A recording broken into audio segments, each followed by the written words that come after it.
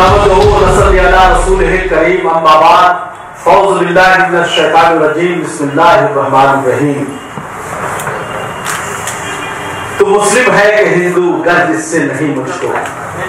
तवज्जो चाहता हूं हकीम साहब प्लीज।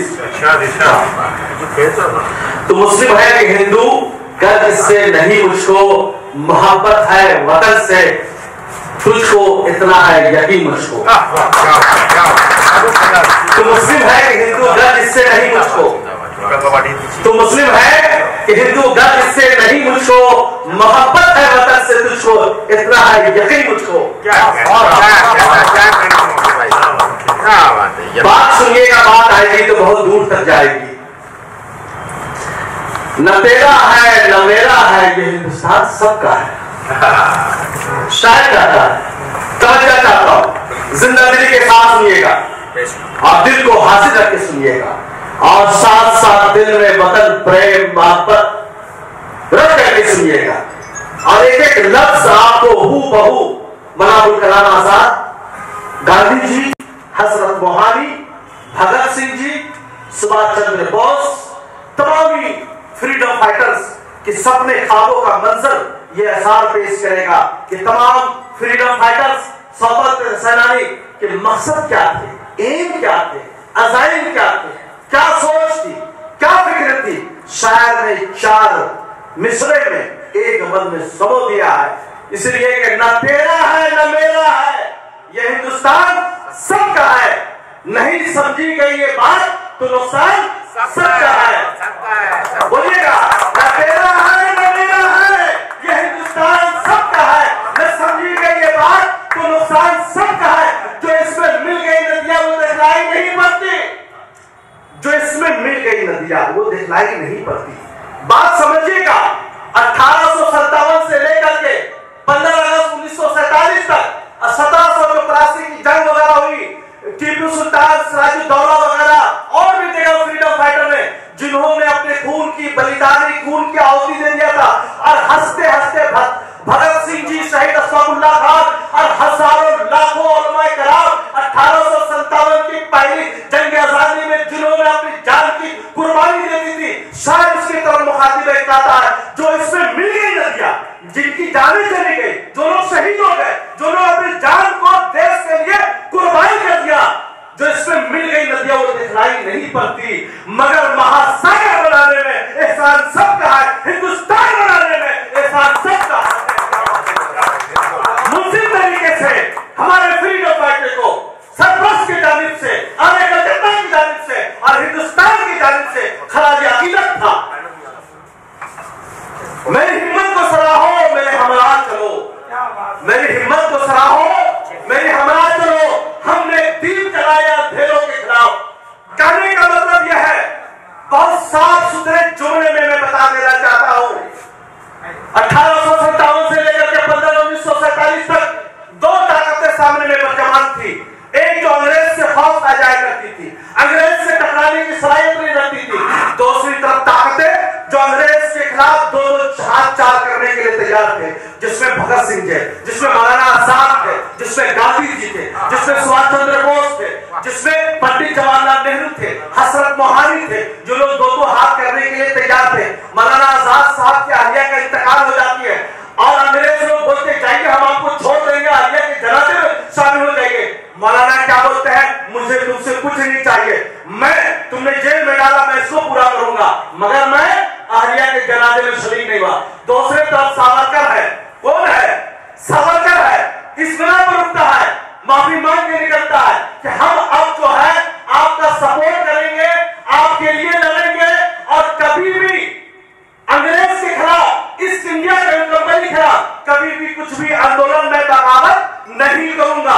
तो कहने का मतलब उस चीज को रख करके सुनिएगा, 2 ताकतें जो आज पूरे देशवासियों को, पूरे हिंदुस्तानियों को राष्ट्रवाद सिखाने की कोशिश करता है, प्रेम, वतन प्रेम बताने की कोशिश करता है। ये मुझसे पूछिए, आरएसएस वाले से पूछिए, भाई नागपुर में आरएसएस के हेडक्वार्टर में बावन साहब तुमने तिरंगा को क्यों नहीं लहराया?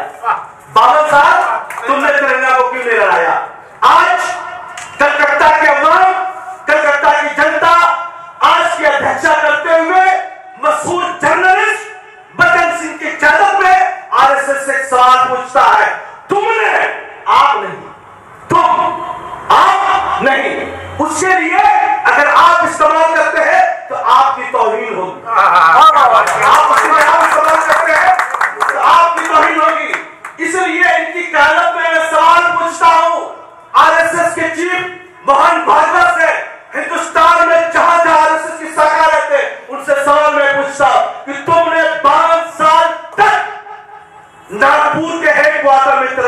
नहीं फैलाया।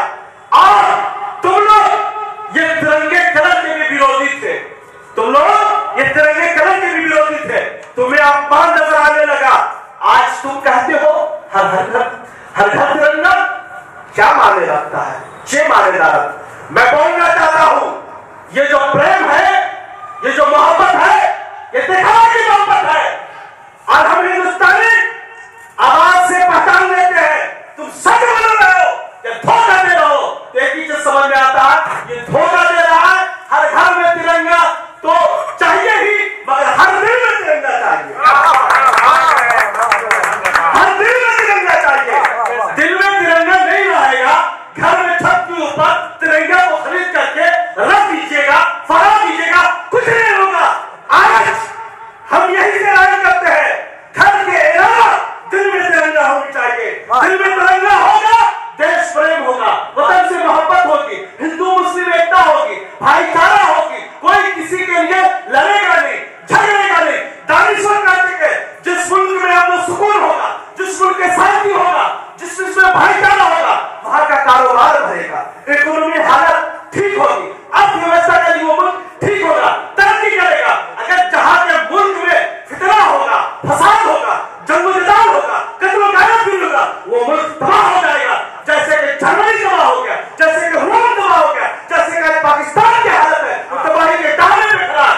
ये जो ढंग की सरकार दिल्ली में जो बैठी हुई है, मुल्क की अर्थव्यवस्था को खत्म कर दिया, चरमरा दिया। इसलिए इन्हें मजहब का गुण सिखा करके पूरे मुल्क में हिंदू मुस्लिम करवा रहा है, सिख ईसाई करवा रहा है। और हिंदुओं को, और वो सेकुलर हिंदू है, उसको भी उनके जहन को गंदा करने की कोशिश करता है। इसलिए मेरी हिम्मत को सराहो, मेरे हमराज को, मेरी हिम्मत को सराहो, मेरे हमरा चलो।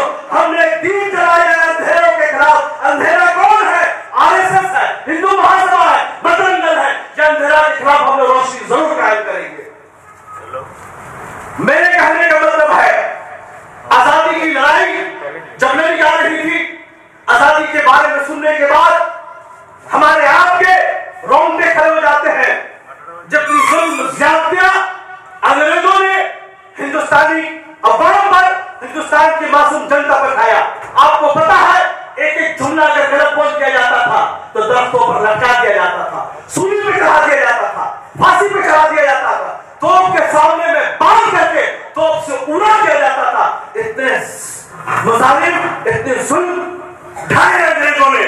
और आज ये इंसाफ की बात करते हैं, आज जो दहशतगर्दी की बात करते हैं। मैं पूछना चाहता हूं ईस्ट इंडिया कंपनी वालों से, अंग्रेजों से पूछना चाहता हूं, इंग्लिश से पूछना चाहता हूं, तुमने जो हिंदुस्तान पे कब्जा किया था ये क्या था?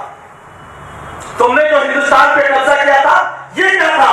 1857 से लेकर के ईस्ट इंडिया कंपनी की हुकूमत रही। यहीं से दहशतगर्दी की इस्तेमाल होती है, यहीं से बम का इस्तेमाल होता है, और वही मुल्क पे कब्जा कर लेना इलीगल तरीके से, यही दहशतगर्दी थी, यही दहशतगर्दी थी, यही से टेररिज्म की स्टार्ट होती है। और ये तो ब्रिटिश वाले ने किया, हिंदुस्तान में दहशतगर्दी कब से स्टार्ट हुई, हम उसकी भी वजाहत करना चाहते हैं। जिस दिन देश के महात्मा, देश के पिता मोहनदास करमचंद गांधी जी का गोडसे ने 30 जनवरी को 1948 में उनके ऊपर गोली चला करके उनको शहीद कर दिया, वो कत्ल कर दिया। उसी दिन से हिंदुस्तान में दहशतगर्दी की शुरुआत होती है, उसी दिन से। सुनिएगा, मैं बोल इसलिए रहा हूं, बता इसलिए रहा हूं कि आपके जहन साजी होना, क्लियर होना जरूरी है। इसलिए कि उसी दिन से पूरे हिंदुस्तान में दो विचारधारा के लोग रहने लगे। एक तरफ गांधी जी के मानने वाले लोग रहने लगे, एक तरफ गोडसेवाद के रहने वाले लोग रहने लगे। आपको ये सुनकर के बहुत अफसोस होगा कि मध्य प्रदेश में गोडसे की मंदिर बनाई जा रही है, मध्य प्रदेश में गोडसे का पूजा हो रहा है। तो कहने का मतलब है यार, कौन सा देश तुम बना रहे हो, किसको बना रहे हो? जिसने गांधी को मारा, जिसने महात्मा को मारा। आपको पता होगा, जब मैं तंजानिया ईस्ट अफ्रीका गया था तो वहां पर गांधी का मुजस्समा, गांधी जी का मुजस्समा मैंने देखा था। वहां पर मैंने एमजी रोड देखा था। आप सोच लीजिए, वहां पर भी नेल्सन मंडेला जो सेकंड गांधी कहलाते हैं, उसका देश था, उन्होंने भी जो ईस्ट अफ्रीका को आजादी दिलाई थी। मुझे कहने का मतलब, जब मैं गांधी जी का स्टेचू देखा तो मैंने उनको नमन किया और मुझे फख्र हुआ कि मैं गांधी का देश कराने वाला हूं, महात्मा का देश कराने वाला हूं। तो कहने का मतलब यह है, ये जो लोग हैं इनको पहचानना जरूरी है। मैं मुसलमानों से खाली मुखातिब होकर के नहीं कर रहा, सोशल मीडिया में जितने लोग भी हमारी बातें सुन रहे हैं उन तमाम हजरात से मुखातिब होकर के कर रहा हूं, इसलिए कि ये जो दिल्ली में सरकार बैठी हुई है यह आरएसएस की सरकार है, इनको पहचानना जरूरी है। अगर आप नहीं पहचानेंगे तो नुकसान तो हम तो खुदा के भरोसे हैं, हमारा क्या होगा? हम कल भी अल्लाह के भरोसे से थे, आज भी अल्लाह के भरोसे से। अल्लाह रब्बुल इज्जत है, इन्ना अला कुल्ली शैइन कदीर, अल्लाह ताला हर चीज पे कादिर मुतलक है। कुरान फरमाता है फंतज़िरू फिल अर्ज़, जब नमाज़ें हो चुकी पूरी दुनिया में कायम हो जाओ। मैं अपने हिंदू सेकुलर भाइयों से कहना चाहता हूं कि आपका क्या होगा? आप कब बेदार होगे? आप कब जागोगे? आपके अंदर जागरूकता कब आएगी?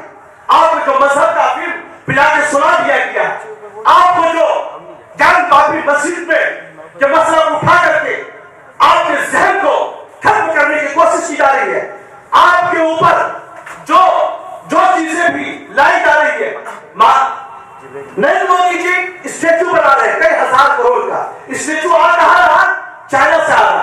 आप चाइना के सामान का बायकाट करते हैं, उनके सामान का खरीदने के बारे में उसको बोलते हैं हम खरीदेंगे नहीं। मेरे कहने का मतलब बहुत साफ सुथरा है। अगर वाकई में आपको इतना ही देश प्रेम था, देश से मोहब्बत थी, तो 3,000 करोड़ का आप जो स्टेचू बनाते हैं उसका अगर इस देश में यूनिवर्सिटी बना देते, स्कूल बना देते, हॉस्पिटल बना देते, देश की गरीब जनता, देश की गरीब अवाम का भला हो जाता। मगर आप ऐसा कुछ भी नहीं कर रहे। आपको पता है तालीम कितना महंगा हो चुका है, एजुकेशन कितना महंगा हो चुका है। आप मोदी सरकार के राज में न्यू एजुकेशन की पॉलिसी आ गई है जिसमें उर्दू को हटा दिया गया, उर्दू को अलग कर दिया गया। तीसरी अहम बात यह है कि हजारों प्राइमरी स्कूल को बंद कर दिया गया। अब पूरे हिंदुस्तान में जो स्कूल का जो सरकारी सिस्टम था उसको खत्म करने की कोशिश की जा रही है और उसमें जो गरीब बच्चे जो उसके में जा रहे थे उसकी हालत इतनी खराब से खराब है, इतनी बदतर है कि आप अपने बच्चे को उसमें दाखिल नहीं कर सकते। मैं पूछना चाहता हूं, सरकारी स्कूल में असतजा को सबसे बड़ी रकम सैलरी मिलती है, उसके बावजूद भी स्कूल की हालत खराब क्यों है? इसलिए कि सरकार चाहती है हिंदुस्तान की जनता जाहिल रहे, अनपढ़ रहे, गैर पढ़ा लिखा रहे। अगर ये गैर पढ़ा लिखा रहेगा, जाहिल रहेगा, मैं इसको मजहब का फिल्म पिला करके सुना दूंगा, ज्ञान पापी मस्जिद के स्कूल लेकर के सामने में आ जाऊंगा, रूम में जाकर के मदरसे के इमाम को मार दूंगा और बताऊंगा कि मुसलमानों ने तुम्हारे साथ ऐसा किया था। मैं बाद में जाकर के मैं इंसानों को मार दूंगा, बताऊंगा मुसलमानों ने ऐसा किया था। मणिपुर में जाके ईसाई औरतों को बढ़ाने करके नंगा बताऊंगा, बोलूंगा ईसाइयों ने तुम्हारे पर कब्जा कर लिया था। मैं पूछना चाहता हूं मोदी जी से, कौन सा हिंदुस्तान का निर्माण कर रहे हो? कौन सा हिंदुस्तान बनाना चाहते हो? तुमसे किसान खुश नहीं, आप किसान के लिए कानून लाते हैं, कैसा रास्ते पर आया था?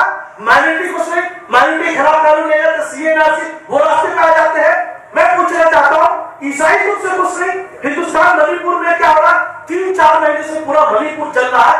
आपके पास पूरी दुनिया में जाने के लिए टाइम है, आपको मणिपुर जाने की टाइम नहीं। यहां से फिर एक चीज मैं ज़हन नशीं करवाना चाहता हूं। देखिए, तकरीर करने का मौका नहीं, मैं समझाने की कोशिश कर रहा। मोदी जी कुछ गल्फ कंट्री के शेख साहब को बुलाते हैं, शेख को बुलाते हैं, और कुछ गल्फ कंट्री में जाकर के जैसे मिस्र में, इजिप्ट जिसको हम लोग इजिप्ट बोलते हैं, वहां जाकर के अवार्ड लेते हैं, और भी जगह दुबई वगैरह में जाके अवार्ड लेते हैं, और वहां के डेलीगेट्स को दुबई से बुला करके हिंदुस्तान में घुमाते हैं, बोलते हैं। मैं पूछना चाहता हूं, हिंदुस्तान की जनता कल भी गल्फ कंट्री को पैरोकार नहीं मानती थी, मिस्र को पैरोकार नहीं मानती थी। हिंदुस्तान के मुसलमान, हिंदुस्तान के अवाम अगर वो मानते हैं तो मक्का शरीफ को मानते हैं, नबी पाक को मानते हैं, और वहां के रहने वाली जनता को नहीं मानते हैं। अगर वहां से ला करके यहाँ पर बोलोगे कि हम लोग मुसलमान खुश हो जाएंगे, हिंदुस्तान का मुसलमान नूह में, गुड़गांव में मस्जिद के इमाम को मार दे रहे हो, मस्जिद के इमाम को मार दे रहे हो। जयपुर और मुंबई में जो ट्रेनें जा रही है, नाम पूछ करके और चेहरे में दाढ़ी देख करके आइडेंटिफाई करके मारने वाला कौन है? आरपीएफ। देखिए, यहां पर एक क्लोज है। क्लोज क्या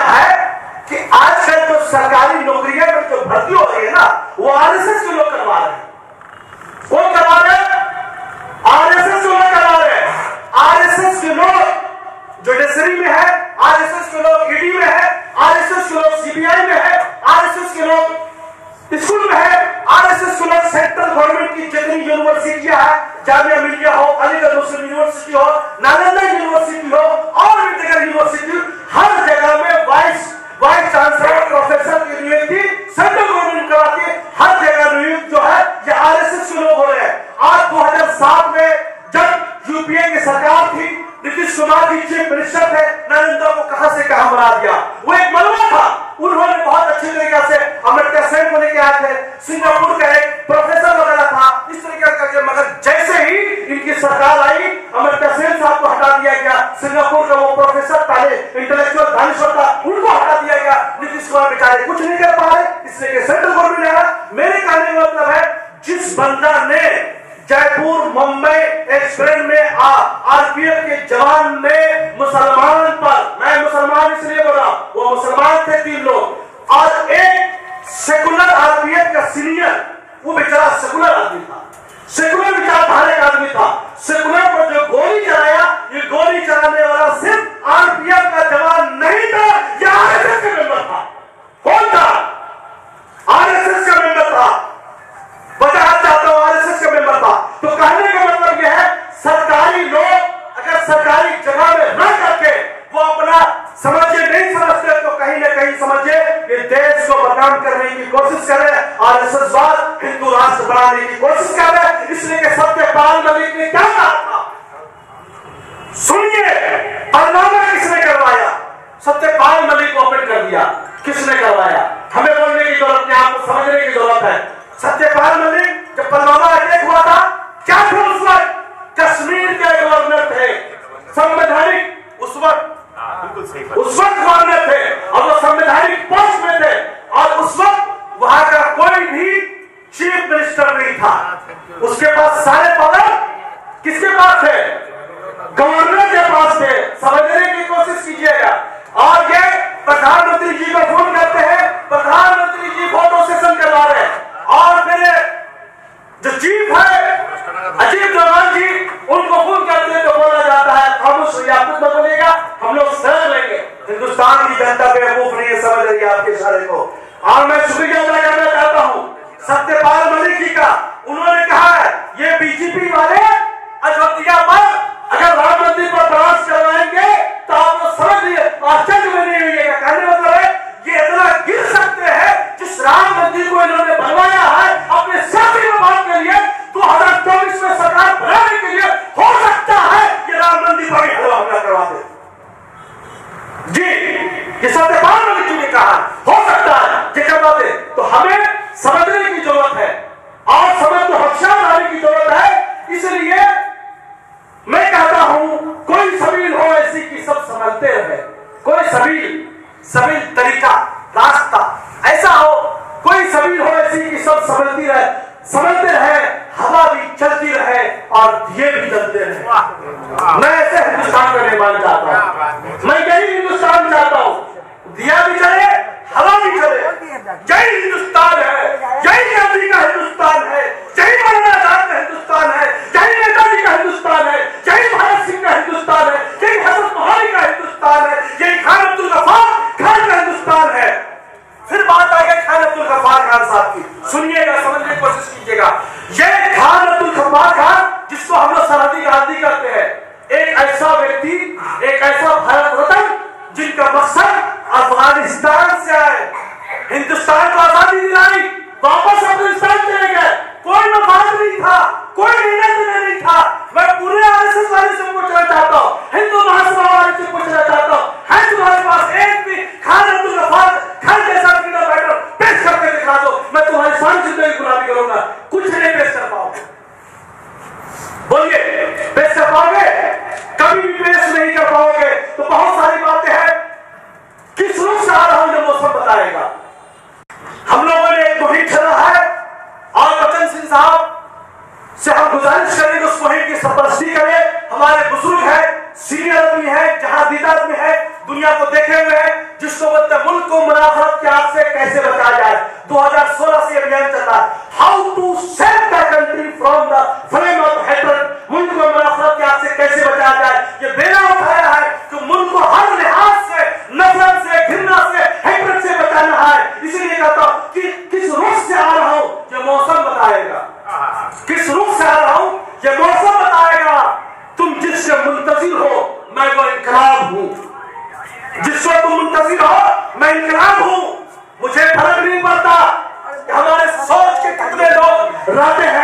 मुझे पता है जब सरपरस्त की और बचन सिंह सहल साहब, अशरफ साहब, जायद अकबर साहब, जैद उमर गजाली साहब, नसीम साहब, साबिर साहब, अयूब साहब और भी दीगर लोगों की जब तारीख लिखी जाएगी तो जरूर लिखा जाएगा उस दौर में लोगों ने गोले अंग्रेजों के खिलाफ हमारे स्वतंत्र समय में लड़े थे और इस दौर में हम लोग काले अंग्रेज के खिलाफ, उसके नजरात के खिलाफ हम लोगों ने गोली चला। इंशाअल्लाह इस मुल्क को घृणा से, नफरत से जरूर बचाएंगे, जरूर आजादी दिलवाएंगे। किस रुख से आ रहा हूँ ये मौसम बताएगा। तुम जिसके मुंतज़िर हो, मैं वो इनकलाब हूँ। हक को इंसाफ का पर्चम जो उठाया मैंने, हक को इंसाफ का मैंने, मुझसे दुनिया के खुदाओं ने बगावत की है। राय दीजिए, दुनिया के खुदाओं से महबूब रजा नहीं करता। महबूब रजा का एक खुदा है, वो तो इज्जो मुंतज़ा, वो तो जिल्लो मुंतज़ा, इज्जत और जिल्लत का मालिक अल्लाह ताला है। फिर हमारा रब फरमाता है कुल्लु नफ्सिन ज़ाइक़तुल मौत, हर नफ्स को मौत का मजा चखना है। मौत की बात आई तो एक बात बताते चलो। मौत में 3 लफ्ज है, मीम, वाव, ते। उर्दू के स्कॉलर बैठे। मीम इस बात पर दलालत करता है तुम्हें मरना है। मौत का मीम इस बात पर दलालत करता है तुम्हें मरना है। वक्त मीम के बाद वाव आता है, वाव इस बात की दलालत करता है तुम्हें वक्त पर नहीं मरना है। वक्त से न पहले में मरूंगा न वक्त के मैं बाद में मरूंगा। वक्त से पहले भी नहीं, वक्त के बाद भी नहीं, वक्त महीना में मरूंगा। आखिरी लफ्ज ते आता है। ते इस बात की दलालत करता है हमें हमेशा हर वक्त तैयार रहना है। तो मुझे मौत से डर नहीं लगता, इसलिए कि ये लोग के खिलाफ मैं लड़ता रहूंगा। अगर हमारी बात लिखी रहेगी तो जरूर मैं चले जाऊंगा, और अगर नहीं लिखी है तो लाख बुराई चाहे कुछ नहीं होगा। महबूब रजा का 2016 से, उससे पहले से भी मैं आंदोलन चला रहा हूं देश को बचाने के लिए, देश को संभालने के लिए। ये चलता रहेगा, इसलिए कि देखिए वक्त दामनगीर है। हमारे बुजुर्ग जनाब जो है बचन सिंह सहल साहब भी गुफ्तगू फरमानी है, इसलिए मैं कहता हूँ आइए मिलजुल कर आजादी के नगमे गाए हम और तिरंगे को अनोखी शान से लहराए हम। उनका जो फर्ज है वो अहले सियासत जाने। मेरा पैगाम में मोहब्बत है जहां तक पहुंचे, मेरा पैगाम में मोहब्बत है जहां तक पहुंचे। और खराज अकीदत इस मोतबर, इस अजीम सरजमीन हिंदुस्तान को चिश्ती ने जिस जमीन में पैगाम हक सुनाया, चिश्ती ने जिस जमीन में पैगाम हक सुनाया, नानक ने जिस कमर में वहदत का गीत गाया, नानक ने जिस कमर में वहदत का गीत गाया, ततारियों ने जिसको अपना वतन बताया, ततारियों ने जिसको अपना वतन बनाया, जिसने हजारियों से दस्त अलग छुड़ाया। मेरा वतन वही है, मेरा वतन वही है। हिंदुस्तान कल भी जिंदाबाद था, आज भी जिंदाबाद है, ताकि अब तक जिंदाबाद रहेगा। यही सब अपनी बातें खत्म करता हूँ। अस्सलाम वालेकुम।